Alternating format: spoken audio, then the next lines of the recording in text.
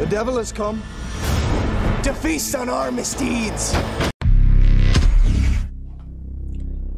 Hey, hey, hey. Selamat bergabung kembali di channel BB69. Sobat BB69, pada episode kali ini kita akan membahas film trilogi yang diangkat dari buku seri misteri horor karya R.L. Stine, yakni Fear Street Part 1, 1994, Part 2, 1978, dan Part 3, 1666. Nah, sekarang nih sudah bergabung dengan saya, teman Koko BB69, yakni duet dari Broscast Podcast. Apa kabar nih, Mas Bram? Halo, selamat malam. Baik, Mas Tiawan. Thank you udah diundang. Wah, senang nih kita ngobrol-ngobrol lagi ya. Siap. Nah, berikutnya ada Mas Reza. Apa kabar, Mas Reza? Baik. Mas Tiawan juga gimana kabarnya? Sehat-sehat, puji Tuhan, sehat. Nah, sebelum kita mulai nih, saya mau nanya, kalian sering baca, sebelumnya itu sering baca Fear Street atau karya-karya lainnya kayak Goosebumps gitu? Nah, kalau saya dulu memang besar dengan Goosebumps ya, dari zaman kecil, dari zaman SD. Tapi untuk Fear Street-nya sendiri dulu nggak baca kebetulan. Cuma Goosebumps-nya baca dari seri-serinya Goosebumps. Makanya dulu ketika Goosebumps ada filmnya, versi yang baru ya, pas nonton, aduh kok begini formatnya. Tapi kemarin pas nonton Fear Street, wow, ini benar-benar keren sih trilogi ini. Untungnya jaraknya cuma seminggu, jadi kita nggak terlalu penasaran banget ya. Nggak nanggung ya, nungguin gitu ya. Kalau di layar lebar mungkin bisa berapa bulan kali ya. Tahun. Iya. Kalau Fear Street di Indonesia kayaknya nggak tahu saya. Saya sih nggak pernah dengar Fear Street di Indonesia. Kalau Goosebumps kan kayaknya sering denger nih ya. Sebenarnya itu bukunya itu merajalela gak sih, Mas Reza? Kayaknya sih buku-buku impor ya masuknya. Oh, buku impor. Karena beberapa tahun lalu pun sempat lihat Goosebumps ada, tapi ya versi bahasa Inggris. Versi bahasa Indonesia nggak ada. Cuma dengan cover yang baru, tapi ceritanya masih cerita klasik yang lama sih. Nah, soalnya setahu saya sih, kalau saya dengarnya itu familiarnya dengan Goosebumps. Kalau Fear Street nih saya baru tahu nih, ternyata itu pengarangnya sama nih. Nah, kalau Mas Bram sendiri gimana, Mas Bram? Sama sih. Jadi kalau dulu inget di dekat SMP saya itu ada persewaan buku kan kalau zaman dulu ya, persewaan novel, komik dan segala macam. Nah itu Goosebumps yang banyak memang di situ. Dan tapi kebetulan thriller dan horor kan bukan genre yang memang saya suka ya dari awal. Jadi saya memang baca hanya sekedar baca, tapi nggak kemudian itu menjadi nice memory lah buat saya. Dan ketika Goosebumps kemarin ada filmnya juga saya kurang ini sih jadinya kurang into aja rasanya. Tapi ketika ngelihat triloginya Fear Street ini oke lah buat saya yang tidak menyukai genre ini tapi tidak terlalu menegangkan tapi secara cerita dan secara vibe kalau saya bilang vibe remajanya kan dapat banget ya. Jadi bikin kita recall memory dan sedikit flashback, wah zaman remaja kayaknya gue pernah ngalamin ini deh kayak gitu. Nah, alamin ini maksudnya kejar-kejar pembunuh gitu? Enggak, maksudnya bukan dong, ya maksudnya ketemu stranger di camp lagi kayak gitu-gitu loh. Lebih-lebih kayak gitu, PDKT dan segala macam kan remaja banget ya. Sekarang juga masih remaja kok Mas Bram, ya Mas Reza ya. Ya sih, tapi sih ini sih menurut saya sih ada bagusnya juga nih. Dalam arti Goosebumps ini mungkin lebih ke remaja, istilahnya remaja ke anak-anak kali fantasi kalau menurut saya nih mungkin nih sebaiknya seperti itu dan seri Fear Street atau saga Fear Street ini lebih ke mungkin ya 17 tahun ke atas kali ya menurut saya sih emang sebaiknya sih seperti itu. Nah, sekarang nih saya mau nanya ke Mas Reza dulu, Mas Reza. Kira-kira nih bisa mengurutkan film dari yang disuka sampai yang tidak disuka nggak dari trilogi ini? Yang paling suka yang part berapa, terus habis itu yang paling nggak suka part berapa? Yang kalau diurutin kayaknya part 3 akan masuk dari urutan pertama karena banyak plot twist-nya di sana. Apa yang sudah dipupuk dari awal ternyata wah beda nih gitu. Makanya saya lebih suka part 3 untuk urutan pertama, terus part 2 ada di urutan kedua, 1994 akan ada di urutan terakhir. Oke. Nah, part 3 kenapa menjadi pilihan yang paling disuka? Selain Karena, dari selain dari plot twist-nya ya. Apa ya? Karena semuanya terungkap di situ sih. Walaupun sebagian orang mungkin mikir, aduh agak terlalu lama ya. Cuma memang setengah jam pertama, setengah film maksudnya, kita akan dikasih lihat bahwa itu cerita 1666, baru lanjutnya ke 1994 Part 2. Itu kan bikin nganga ya. Tiba-tiba di situ, ternyata begini. Oh, ternyata Sarah Fierce bukan seperti apa yang dibayangkan gitu ya. Itu bener-bener nganga banget selama nonton. Wow, ternyata begini gitu ya. Dan benar-benar nggak ketebak sama sekali sih.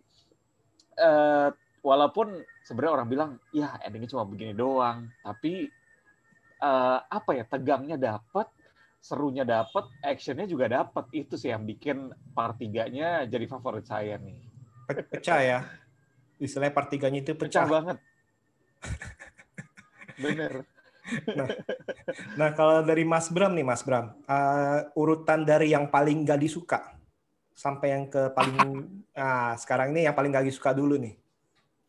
Oke, padahal saya udah nyiapin yang paling saya suka. Paling tidak disuka itu ternyata yang disukain Reza, yaitu part 3. Karena menurut saya kurang nendang untuk sebuah original story. Maksudnya kan 94 dia flashback ke 78, terus kemudian dia pengen tahu lagi cerita asalnya. Nah, saya menempatkan paling tidak suka adalah di 666 ini, yang ketiga. Yang kedua itu yang 94, dan yang nomor 1 kalau saya malah yang 78. Karena menurut saya yang 78 itu paling disuka. Menurut saya malah dia berdiri sebagai film sendiri tanpa saya misalkan harus nonton 1 dan 3, itu udah cukup. Oke. Ketegangan, terus apa... Kita balik ke yang tidak disuka nih, Mas. Kan tadi kan Mas Reza justru menyukai, dan Mas Bram itu bilang ini kurang nendang. Kurang nendangnya kenapa nih? Padahal tadi Mas Reza bilang itu pecah malah. Kalau saya kurang nendangnya karena temponya terlalu lambat, Mas, buat saya. Jadi kita ngebacanya itu terlalu apa ya? Kalau buat saya terlalu bosen ya. Karena kan ini nggak langsung berdarah-darah di awal gitu loh. Ini baru kemudian setengah ke belakang itu baru berdarah-darah. Terus kemudian menurut saya penggambaran di abad 17-nya agak kurang sih kalau menurut saya. Gimana? Satu sisi mungkin iya, ketika misalkan seorang pastor pemuka agama pada kala itu mungkin di seluruh belahan dunia masih dianggap yang wah bisa menentukan A, B, C, bagaimana kemudian tekanan terhadap seorang penyihir, terhadap apa ya, semua wabah, semua kesalahan seakan-akan ditujukan pada dia. Itu memang seakan-akan relate ya dengan apa yang kita baca atau cerita-cerita yang ada di abad 17. Tapi banyak perintilan sih yang menurut saya kurang aja untuk menjadikan ini sebuah ending jawaban dari trilogi yang panjang gitu loh. Kenapa kemudian Sarah Fierce dijadikan penyihir begitu? Bagaimana siapa Solomon ya kalau nggak salah bapaknya. Solomon itu bisa tahu bukunya di awal. Nah itu menurut saya banyak hal yang perlu dijawab sih, atau banyak missing link kalau bahasa saya. Kalau misalkan kalau mengenai pace-nya itu bukannya emang sengaja kali, Mas, dalam arti yang part 1-nya itu seperti horor tahun 90-an kita anggap ya. Terus yang part 2-nya itu lebih ke 70-80-an nih. Terus yang ke part 3-nya ini lebih horor sekarang nih, modern, kayak The Witch, kayak Midsommar. Maksudnya pace-nya itu kan agak-agak emang sengaja dibuat, creepy-nya dibuat seperti itu tuh. Gitu nggak menurut Mas Bram? Enggak sih, Mas. Menurut saya ini kan tahun itu bukan kemudian membawa hype tahun itu ke bentuk yang sekarang ya. Misalkan kita bilang paling gampang WandaVision, misalkan episode 1, 50, 60.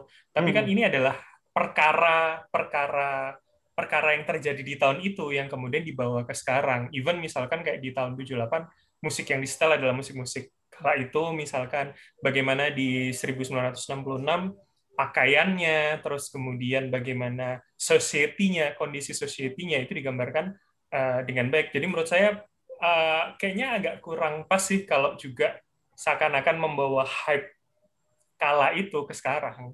Gitu. Oh, oke. Gimana Mas Reza? Menerima pernyataan Mas Bram nggak? Nggak apa-apa, kan setiap orang punya kesukaannya masing-masing gitu. Tapi kalau saya sih tetap 1666 menjadi nomor 1. Tetap ya. Cuman di 1666 sama tuh yang kayak Mas Bram bilang itu ada beberapa bagian yang istilahnya kayak kurang relate aja. Misalkan kayak ada partinya, terus kasih obat-obatan yang kayak maksa banget tuh. Nggak tahu itu dalam arti kotoran kambing atau apa tuh yang bisa nge-fly, kan kita nggak tahu zaman itu ya. Sama kayak gini mungkin kan ya. Jamur kotoran kerbau, istilahnya kita ngomongnya ya. Kayaknya maksa aja sih menurut saya sih. Itu saya setuju sama Mas Bram sih. Sama ini sih Mas, kalau boleh nambahin sedikit, misalkan kayak gimana party di bawah pohon gantung ya, menurut saya apakah society pemuda saat itu sudah seterbuka itu, misalkan bagaimana kemudian peran perempuan yang sebenarnya kalau kita flashback 1900 aja mungkin mereka masih yang terkekang oleh stigma gitu loh, yang nggak boleh keluar malam, harus di dapur, harus, kalau kita lihat banyak film-film kerajaan atau di abad 16, 15, 16 sampai 17 kan manner banget gitu loh. Kalau mereka mau berhubungan di luar nikah itu kan seakan-akan harus yang tersembunyi, harus dengan seseorang yang tidak boleh. Ini kan kayaknya kok sebebas sekarang ya, kayak seakan-akan ya tahun 80-90 lah menurut saya. Nah, itu saya setuju dengan Mas Bram. Nah, salah satu kekurangan dari Belanda 1666 itu ya tadi itu memaksakan istilahnya vibe-nya dari remaja di tahun 90-an ke tahun 1666 tuh. Itu saya setuju sih, saya setuju. Nah, oke. Nah, sekarang ini nih di dalam film ini kan kita diperkenalkan ada karakter pembunuh nih seperti Ruby Lane, Skullmask, Cyrus Miller ya, terus Camp Nightwing Killer. Nah, sekarang ini saya minta Mas Bram lagi nih untuk mengurutkan dari yang terbaik sampai yang tercupu. Tadi ada Ruby Lane yang pakai pisau ya, yang perempuan yang nyanyi itu, yang creepy. Terus Skullmask tuh yang tahun 1994, Cyrus Miller yang pendeta, terus habis itu yang si Thomas ya, si Camp Nightwing Killer yang bawa axe gitu. Kayaknya yang pertama menurut saya Pastor Miller ya, event itu ada di part ketiga, terus kemudian yang bertopeng, habis itu yang perempuan yang bawa pisau, sama yang terakhir satunya siapa tadi Mas? Sorry. Itu Skullmask yang pakai topeng. Nah, jadi yang paling Mas bilang itu yang paling keren itu malah si Pastor Miller ya? Iya, menurut saya sih iya, karena dengan penggambaran dia seorang yang dikukuhkan ya, kayak saya bilang di awal, ketika pemuka agama sangat dikukuhkan, terus kemudian dia ini kan ibaratnya kayak dirasuki gitu kan. Itu menurut saya sih jadi kayak paradoks saja, sesuatu yang berbeda dari peran seharusnya. Jadi itu membuat lebih keren dari semua. Kalau semua kan ya kayak ya orang biasa tapi ya bisa dimasukin, terus kemudian tidak ada special thing-nya sih menurut saya kalau yang lain itu. Tapi sayang itu cuman sebentar doang ya, dalam arti saya kira itu dia pas awal klip itu saya pikir itu dia bakal akan serial killer gitu, maksudnya beberapa orang yang nyongkelin mata, nggak tahu itu cuman kejadiannya itu saat itu doang tuh. Walaupun emang pas saat itu pasti serem sih, dalam arti sih. Apalagi kan itu kan mungkin bisa dianggap itu seluruh anak kali ya. Pada zaman itu seluruh anak itu ya dikumpulin ya kalau nggak salah ya. Dan jadi korban semuanya sih, seperti itu sih. Dan ini sih terkesan cuman bridging sih Mas, menurut saya Mas, dianya. Saya tuh berharap agak lebih panjang penceritaan dia di part ketiga itu. Nggak tahu cuman iya sih, itu sih kalau menurut saya sih pas awal pertama kali ada kilasan-kilasan ini saya penasaran nih, wah ini sesadis apa nih, dalam arti nih nyongkelin, kan dibilang kan nyongkelin makta ya, dalam arti ya nggak taunya ya cuman sebentar aja tapi ya oke lah, dalam arti cukup serem juga sih. Nah kalau dari Mas Reza gimana Mas Reza? Paling keren sih menurut saya siapa yang mukanya ditutupin karung endingnya tuh? Si itu Thomas ya, dalam arti yang si pakai kapak. Camp Nightwing Killer. Iya, pakai kapak. Bener, itu paling bikin tegang sih. Soalnya karena dia udah lari. Ya, lari cepet ya kan. Terus bawa kapak gitu. Itu bikin ngeri sih. Itu sih paling keren. Kalau paling cupu kayaknya yang anak kecil bawa baseball itu. Oh, anak si itu Billy Barker ya. Iya, dia paling cupu sih. Tapi Billy Barker kan belum dibahas nih. Nah, ini nanti pertanyaan berikutnya nih. Tadi itu yang pilihan itu ada si Thomas tuh, Camp Nightwing Killer, Ruby Lane, Skullmask, Cyrus Miller. Nah, yang tercupu itu dari antara 4 itu siapa nih? Yang paling cupu yang pakai topeng Skullmask sih. Iya, Skullmask. Dia explore-nya juga nggak terlalu banyak, dan ya udah gitu doang sih. Partnya nggak terlalu penting lah. Cuman buat ngingetin kita dari pada film Scream aja kali ya. Iya, kan kabarnya kan itu inspire-nya dari beberapa film thriller horror gore yang memang sudah ada sebelumnya kan. Oke. Jadi yang pertama itu emang bener sih. Istilahnya si Thomas itu nama apa? Bawa kapak. Kalau Jason kan jalannya pelan, nggak lari. Kalau ini kan lari tuh ya. Kucuk lari. Siapa yang nggak takut dalam arti. Nah, tadi kan Mas Reza sempat ngomong tuh yang si Billy Barker nih. Nah, sekarang nih ada pertanyaan lagi nih. Ada Humpty Dumpty Killer. Nah, ini cuman dikasih klip doang itu bahwa cara ngebunuhnya itu dia itu dipotong terus sengaja bagian tubuhnya itu disebar supaya ditemukan oleh orang nih. Nah, itu Humpty Dumpty Killer itu tahun 1935-an katanya. Terus ada klip The Grifter. The Grifter itu yang orang pakai sarung yang dilepin di air. Itu cuman kita lihatnya klip doang nih, berarti. Terus yang berikutnya itu Billy Barker yang 1922 itu yang yang anak kecil bawa bat mukulin saudaranya ya. Terus ada Milkman tahun 1950-an yang ngebunuhin ibu rumah tangga. Nah, dari 4 karakter ini, Humpty Dumpty Killer, Grifter, Billy Barker, dan Milkman, kalau Mas Reza disuruh pilih, kira-kira pilih yang mana untuk diangkat nih, dieksplor di film berikutnya? Humpty Dumpty Killer sih, itu pasti seru banget. Kenapa? Dimana dia akan mutilasi, ya kan? Korbannya nanti akan dimutilasi, terus pasti akan ada adegan warga tiba-tiba nemuin dan kaget gitu ya. Entah potongan mana dulu yang ketemu, nah itu pasti bakal lebih seru dan lebih tegang pastinya. Wah, kayak Mas Reza suka nonton gore nih ya. Wah, ya bayangin besar dengan Goosebumps, terus nggak lama gedean dikit nontonnya Chucky, makin dewasa nontonnya Saw. Jadi begini. Belum lagi Hostel ya. Bener. Jadi istilahnya, waduh, oke, Humpty Dumpty Killer ya, emang bener sih istilahnya, itu bikin penasaran. Cuman ya saya yang kebayangin kalau kayak gitu tuh kemungkinan besar itu lebih ke arah gore kali ya, dalam arti ya. Karena memang tadi itu kan ciri khasnya si Humpty Dumpty Killer ya ninggalin istilahnya bagian-bagian atau part tubuh korbannya itu untuk sengaja ditemukan sih kepada warga seperti ini. Nah, kalau Mas Bram gimana Mas Bram? Ada Humpty Dumpty Killer, Grifter, Billy Barker, atau Milkman? Kayak Milkman nih. Enggak. Kalau saya sama sih, Mas. Dumpty Dumpty Killer, karena menurut saya yaitu ketika disebar dan apa yang ditemukan duluan dan kira-kira bagian yang lain akan di mana. Dan itu menurut saya menarik sih. Mengingat saya kan suka beberapa misalkan cerita detektif ya misalnya kayak gitu. Jadi itu cukup menarik untuk apa ya, untuk tahu bagian mana dulu dan segala macam.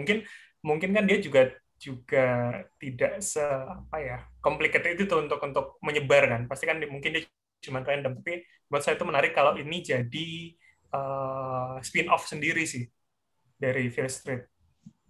Apalagi bener sih kalau misalkan kalau ini lebih ke detektif kali ya, bisa ya dalam arti ya. Karena kenapa nih tujuan dia untuk nyebar, terus nyebarnya apakah ada pola tertentu, ataukah istilah dia asal nyebar aja, kali ini udah tangan lempar di mana, istilah ini lempar di mana, atau dia sengaja, tadi itu kayak seolah-olah ini emang di koran itu dibilang dia sengaja agar ditemukan. Nah, jadi dia kan pasti kan naruh di tempat-tempat tertentu nih. Bukannya dia asal sembunyiin, tapi ketahuan, tapi dia sengaja nih. Nah, kita kan mau tahu nih, kenapa dia sengaja dan di polanya seperti apa sih? Bener ya Mas Reza ya? Benar. Oke. Nah, sekarang kembali ke Mas Bram nih. Kelebihan daripada trilogi ini apa? Kelebihannya vibe-nya tidak terlalu horor buat saya. Buat saya yang tidak penyuka genre gore, thriller, dan horor, ini buat saya masih cukup menarik untuk diikuti. Apalagi bumbu kayak tadi, yang menjadi apa ya, membuat saya yang buat saya betah nonton adalah ya ini apa hubungan remaja kayak gitu-gitu loh. Dan itu menurut saya masih cukup menarik untuk diperhatikan sih, walaupun misalkan di part ketiga kita bilang itu nggak relate ya dengan kondisi 1666. Tapi itu menjadi bumbu sih buat saya, ya kayak saya bilang di awal, apa kita kayak flashback, recall memory. Oh, kenal orang tuh kayak gini, cara kemudian pendekatan apa ya, kayak misalkan Nick sama si siapa, Zizi, sorry. Yang kedua si Nick sama siapa ya? Yang ini loh, pertama kali dia kenal yang setelah ngerjain temannya di kamar mandi pakai kecoa. Oh, itu kan apa ya? Itu Nick Goode. Waktu Nick Goode yang muda yang menjadi polisi pas part pertamanya. Benar, yang dia kan sempat jadi polisi. Nah, di part kedua kan itu diceritakan gimana awal ketemunya dengan si siapa? Pemeran utamanya itu. Bertman. Jadi bikin ini sih seru sih. Menurut saya bumbu tersendiri sih percintaan remajanya. Tadi Mas kan kalau nggak salah bilang itu favoritnya itu part 2 ya, benar ya? Tapi Mas bilang justru kelebihannya adalah film ini, trilogi ini nggak mengumbar kekerasan. Padahal di part 2 itu paling banyak kekerasannya loh.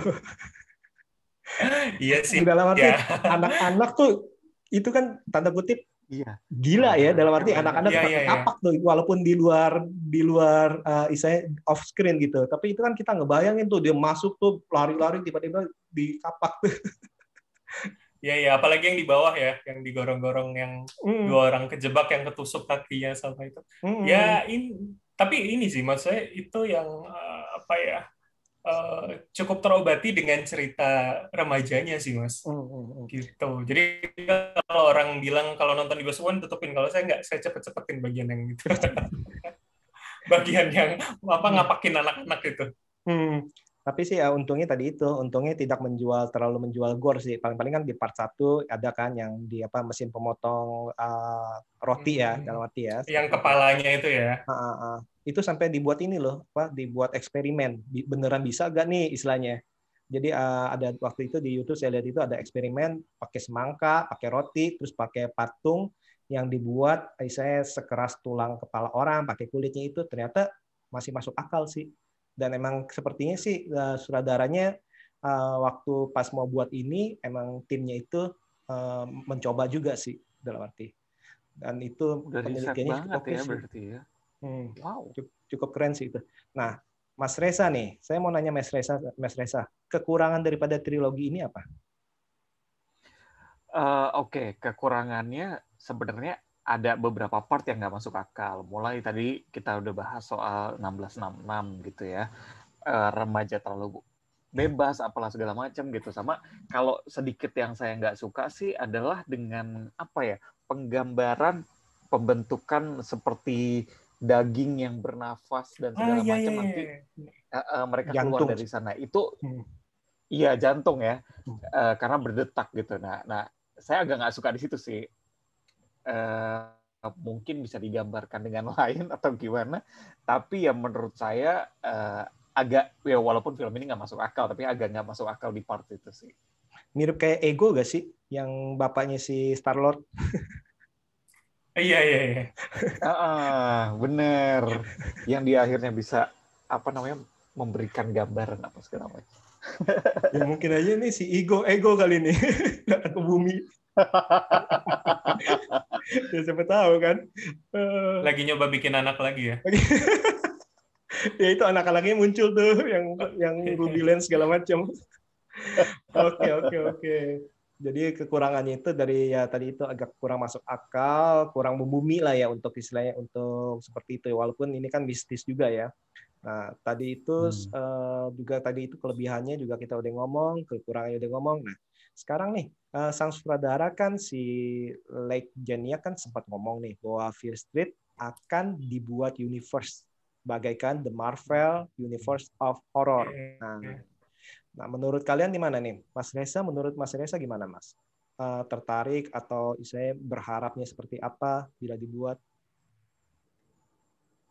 Saya setuju banget sih, karena setelah dia kasih statement itu kan juga sempat banyak media yang mengkritisi kenapa tidak bikin serial aja seperti American Horror Story, karena dirasa tuh udah mirip banget kan sama American Horror Story gitu.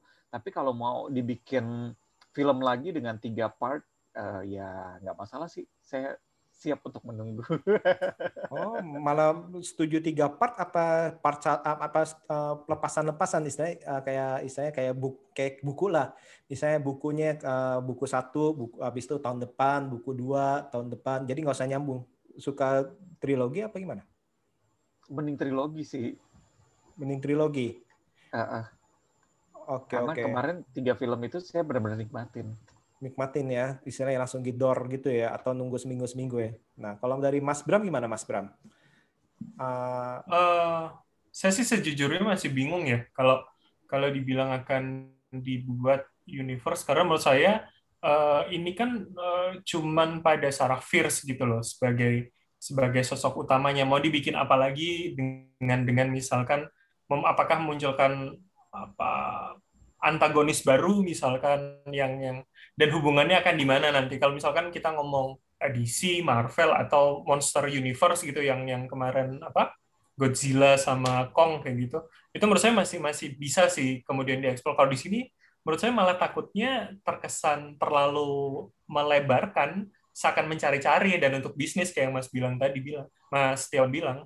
Jadi kayaknya cukup di 3 ini dan kemudian judul lain kali ya.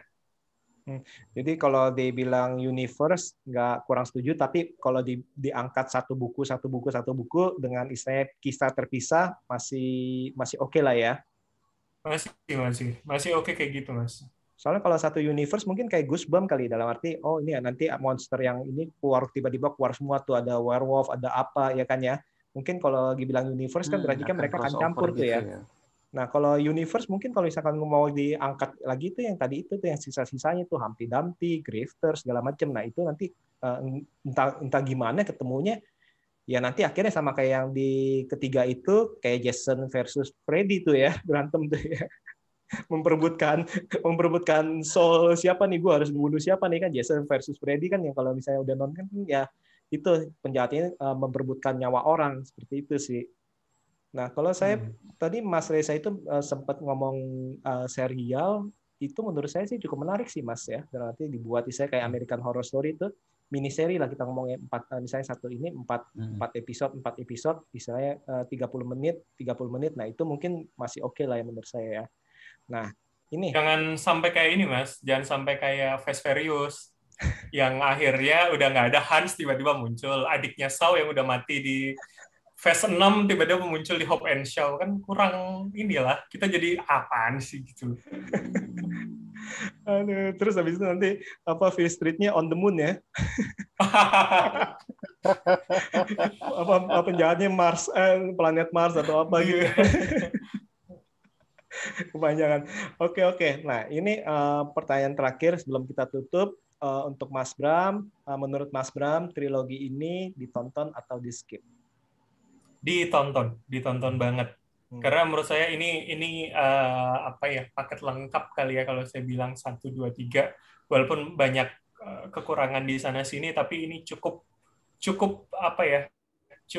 menggambarkan bagaimana kengerian tadi dan tidak perlu dilanjutkan menurut saya. Udah cukup lah segini. Udah cukup, nggak perlu dilanjutkan kisah daripada yang ini nih ya. Tapi untuk kisah-kisah lainnya boleh lah ya. Misalnya buku lain. Ya, Oke. Kalau Mas Reza, gimana Mas Reza? Tonton atau skip? Harus dong. Harus ditonton. Lumayan kalau yang belum nonton nih, buat tontonan weekend ya kan. Sarannya nonton sama keluarga boleh, tapi anak-anak disuruh tidur dulu kali ya. Banyak yang topless loh. Janganlah anak-anak. Nah, ini saya baru ingat nih, kemarin tuh ada teman saya yang nanya, Ini kalau mau nonton nih, mendingan urutan apa mendingan dari nomor 3 dulu ya? Gimana, Mas? Kayaknya sesuai dengan part deh. Sesuai Karena dengan part ya? kalau nonton berdasarkan timeline waktu nanti akan bingung. Dan feel-nya Dan itu plot berbeda ya? twist-nya tuh nggak dapet. Betul, Iya, betul. surprise-nya tuh nggak dapet banget. Betul. Iya, iya. Saya paling surprise itu sebenarnya part pertama sih, karena tiba-tiba, wih, saya kira ini bakalan kayak Scream, nggak tahu tiba-tiba muncul horor, istilahnya bukan thriller, tiba-tiba bukan slasher aja tapi horor, istilahnya supernatural sih. Itu sih emang hebat sih ini. Oke. Nah, ini terima kasih banget nih Mas Bram, Mas Reza nih, kita udah ngobrolin panjang lebar mengenai film trilogi dari Fear Street yang menurut saya ini sebuah gabungan yang harus ditonton nih, benar-benar harus ditonton semua. Sebaiknya kalau memang punya waktu ya boleh istilahnya di maraton silakan, atau dicicil juga boleh sih, tapi harus ditonton secara lengkap sih, karena itu misterinya justru perlahan itu dibuka seperti itu. Oke, sekali lagi terima kasih untuk Mas Bram, Mas Reza. Nah, Mas Bram, misalkan kalau ingin melihat IG ataupun mendengarkan podcast, itu kemana Mas Bram? Bisa di IG kita di Broadcast Podcast, terus kemudian atau di platform podcast kalian, apakah itu Spotify, Apple Podcast dan lain-lainnya, ketik aja Broadcast, BROSCAST, atau klik aja Speak Up Network, di situ akan muncul nanti salah satunya adalah Broadcast. Oke, kalau untuk Mas Reza, akun IG-nya, ini soalnya Mas Reza nih sering buat reels nih. Reels IG nih. Iya, lagi eksperimen sama Reels nih. Jadi bisa lihat Instagram saya @rzhlmi. Oke. Nanti di bio-nya juga ada link untuk Speak Up Network dan Broadcast. Tadi Mas Bram, IG-nya di mana Mas Bram? Oh iya, kalau IG pribadi di Bram _Herlambang. Nah itu nanti Mas Bram lagi membuat film untuk anaknya tuh ya, Mission Impossible. Iya betul. Lagi berusaha beli mainan atas nama anak. Atas nama anak. Oke, bisa nih bapak-bapak. Oke, sekali lagi terima kasih untuk Mas Bram, Mas Reza, dan untuk para sobat B69. Jangan lupa untuk mendengarkan episode-episode selanjutnya, tentunya dengan tema yang berbeda. Sekali lagi terima kasih dan see you. Thank you.